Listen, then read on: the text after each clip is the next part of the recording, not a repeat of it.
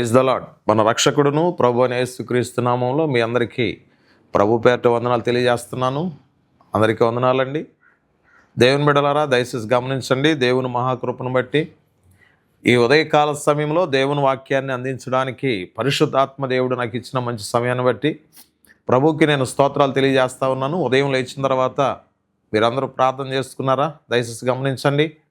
ప్రార్థన చేయటం ఆశీర్వాదకరమైనటువంటి దీవెన. మీ కుటుంబాల్లో ప్రార్థన చేసుకోవాలి. ప్రార్థనకి చాలా విలువ ఇవ్వాలి. ప్రార్థనకి సమయాన్ని ఇవ్వాలి. పరిశుద్ధాత్మ అభిషేకాన్ని మనం ఖచ్చితంగా పొందుకోవాలి. దుష్టుడి చేతిలో పడకుండా, దుష్టుడు మనపైన దాడి చేయకుండా ఉండాలి అని అంటే ఉదయం లేచిన తర్వాత ఖచ్చితంగా ప్రార్థన చేసుకోవాలి. దేవుని బిడ్డలారా, గమనించండి. చాలామంది కుటుంబ పనుల్లో పడి ప్రార్థన మర్చిపోతూ ఉన్నారు. అది ఎంత మాత్రం కూడా మంచిది కాదు. ఈరోజు దేవుని వాక్యంలో నుండి చదువుకుందాం. చూడండి, యెషయా గ్రంథం 60వ అధ్యాయము 1వ వచనాన్ని ఒకసారి జ్ఞాపకం చేసుకుందాం. నీకు వెలుగు వచ్చి ఉన్నది, లెమ్ము తేజరిల్లుము, యెహోవా మహిమ నీ మీద ఉదయించెను. దేవుడు తన పరిశుద్ధ వాక్యమును దీవించునుగాక. ఆమేన్. దేవుని వాక్యం అంటుంది కదా, నీకు వెలుగు వచ్చి ఉన్నది. దేవుని బిడ్డలారా, గమనించండి.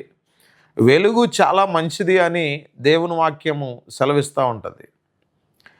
వెలుగును గూర్చినటువంటి శక్తి, వెలుగుకున్నటువంటి శక్తి ఎంతో, వెలుగుకున్నటువంటి బలము ఎంతో అన్న సంగతి చీకటిలో ఉన్న వాళ్ళకి బాగా అర్థమవుతుంది. దేవుని బిడ్డలారా, కనుక మనము చీకటిలో ఉండకూడదు, కానీ వెలుగులో ఉండాలి. వెలుగే దేవుని వాక్యం. నేను లోకమును ఎంతో ప్రేమించుతున్నాను అని దేవుని వాక్యం చెప్తుంది. దేవుడు లోకమునకు వెలుగై ఉన్నాడని దేవుని వాక్యం చెప్తుంది. దేవుని వాక్యం చెప్తుంది, నీకు వెలుగు వచ్చి ఉన్నది. ఈరోజు వాక్యం వింటున్న సహోదరి, సహోదరుడా, నీకు వెలుగు వచ్చి ఉన్నదంటే దాని అర్థం ఏంటి? నువ్వు చీకట్లో ఉన్నావని అర్థం. చీకట్లో ఉన్న వాళ్ళకి ఏం కనిపించదండి, అంత శూన్యం. కంటికి ఏది కనిపించదు చీకట్లో ఉన్న వాళ్ళకి. ఏది సత్యమో, ఏది న్యాయమో, ఏది తప్పో, ఏది రైటో చీకట్లో ఉన్న వాళ్ళకి అర్థం కాదండి. దేవుని బిడ్డలారా, గమనించండి. వెలుగులో ఉన్న వాళ్ళకి అర్థమవుతుంది. న్యాయమును గూర్చి, సత్యమును గూర్చి, దేవుని గూర్చి, వెలుగు యొక్క శక్తిని గూర్చి వెలుగులో ఉన్న వాళ్ళకి బహుగా అర్థమవుతుంది. చీకట్లో ఉన్న వాళ్ళకి ఏమీ అర్థం కాదండి. అందుకే నువ్వు చీకట్లో నుండి వెలుగులోనికి రావాలి. వెలుగులోనికి వస్తే నీకు అర్థమవుతుంది. డ్రింక్ చేయాలా, చేయకూడదా? స్మోక్ చేయాలా, చేయకూడదా? సినిమాలు చూడొచ్చా, చూడకూడదా? లోక సంబంధంగా జీవించవచ్చా, జీవించకూడదా అనేది నీవు వెలుగులోనికి వస్తేనే నీకు అర్థమవుతుంది. నువ్వు చీకట్లో ఉన్నంత కాలం నీకు దేని గురించి అర్థం కాదు. డ్రింక్ చేసేవాళ్ళు డ్రింక్ చేస్తూనే ఉంటారు, స్మోక్ చేసేవాళ్ళు స్మోక్ చేస్తూనే ఉంటారు, సినిమాలు చూసేవాళ్ళు సినిమాలు చూస్తూనే ఉంటారు, సీరియల్ చూసేవాళ్ళు సీరియల్ చూస్తూనే ఉంటారు, ఇంకా లోకానుసారంగా అలాగా బ్రతుకుతూనే ఉంటారు. దేవుని బిడ్డలారా, గమనించండి.